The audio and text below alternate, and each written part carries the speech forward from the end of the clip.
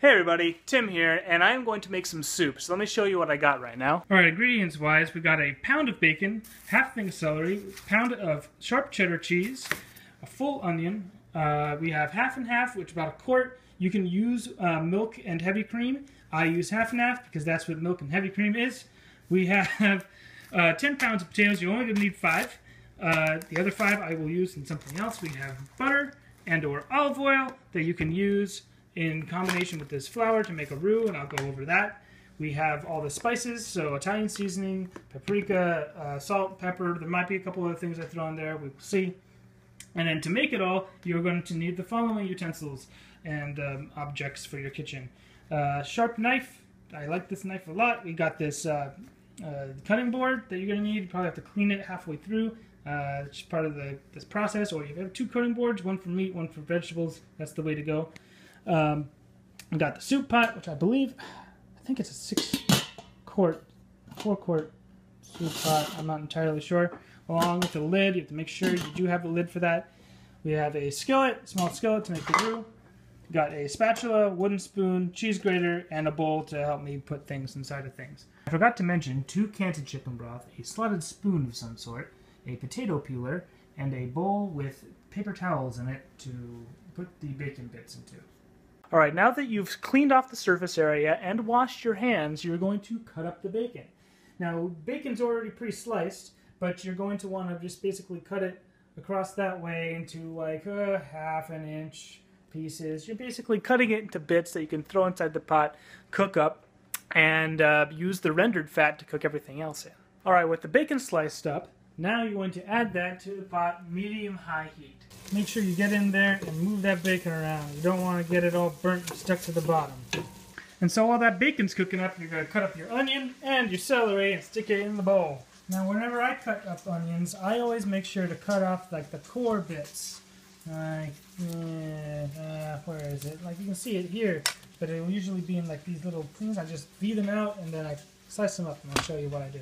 So you're looking at cutting them all over, like along the grain or whatever of the onion, and then straight across. So it's like this, how it breaks up into pieces. And the bacon continues to cook. After giving the celery a thorough rinse, then you just slice it. I'll show you some pictures. You're looking for a size like so. Nice and thin-ish. You can go thinner if you want. You're really just more surface area, the faster it'll cook down. Alright, with all the celery and onions in the bowl over here, stick it by the area we got the bacon. Now I just pulled the bacon out of here. This is what it's looking like. Nice and crumbly and very, very well cooked. I don't know if you can see it. That's good. This is all the bacon fat that's left out after it's rendered. And that, as I turn the heat back on, because I had to take a second break. Right, that is when you're going to be adding in all of the vegetables. I neglected to mention a couple other things which I'll go over, but one of them I want to get is I had to use this to get the bacon out. It was a lot easier than having to do it with the spoon, and slotted things good, so use that. Alright, so while that's all cooking up, you're going to take out your potatoes! And I suggest giving them a rinse before you cut them up. And I will show you how I cut them up. If you want to keep the skins, go ahead. It's your choice. I personally don't like them, but go for it. Also, potato peeler. Yeah! Alright, so I'm peeling off the potatoes, but don't forget to store your vegetables. And feel free to throw some salt and pepper in there while it's cooking down. So I always peel my potatoes on a paper towel so I can wrap it all up. And stick in the trash. Boom. Now we'll cut potato into wafers and then stand them up and then go nya with them and get them into cubes. And then turn it. Bam. Again, don't forget to stir your vegetables. Like to caramelize part. It still needs more time. Feel free to turn the vegetables down to like a 3 or medium while they're cooking. Neglected to mention that you're going to need chicken broth. 2 14.5 ounce cans will do you fine. Now with the vegetables all cooked down and caramelized and looking great, we are going to add the potatoes. Here are all the potatoes all diced and whatnot. I'm going to shove these guys in here. Carefully not to spill like I just did. Oh, there goes a couple more. Okay. Oh, that was a bad shot. Alright, with the potatoes in, now you're going to add the chicken broth. 2 cans. If the broth doesn't cover the potatoes all the way, you're going to have to add water until it does. Boom. There, and now, the lid. And you can toss that up to like, you're trying to boil them potatoes now. Alright, so while the potatoes are boiling, you're going to want to do some cleanup and start your roux.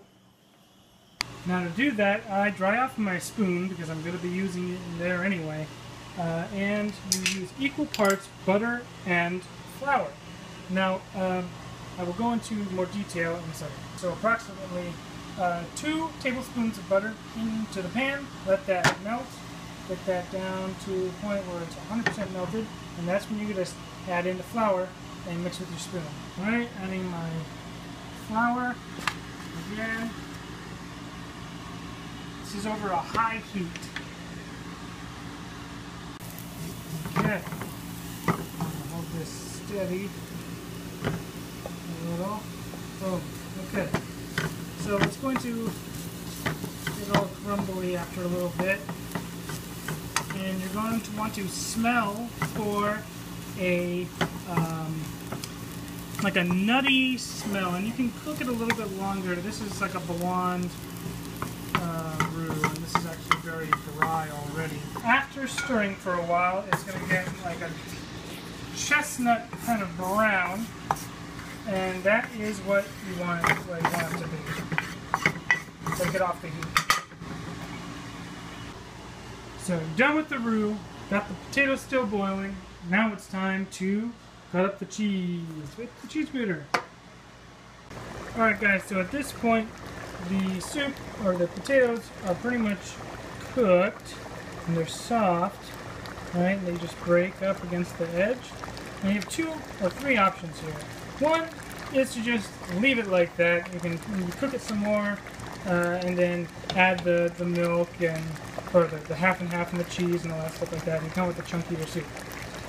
Second option is to take a potato masher to this thing, which also is good. You know, you get some of it, you still have some chunks or whatever like that, but if you want to blend it, which is what I'm doing today, you can use one of these stick blenders. I highly recommend using one if you want to get a nice, smooth, consistent soup. Alright guys, so at this point, once you've blended it, or if you want to blend it more, you can do it later, but you add them half and half in. And you can turn the heat down to like a 2, or you can just simmer it. Also, so you want to mix that in, incorporate that.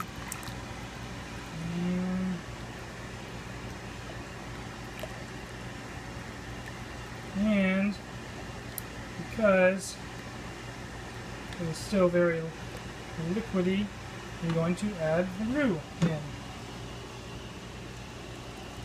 If it will go in, let me put the camera down. Blending me up some soup. And with the soup now blended, or left chunky depending on your preference, you can now add the cheese. And stir it into the soup. It will all get all melty in there.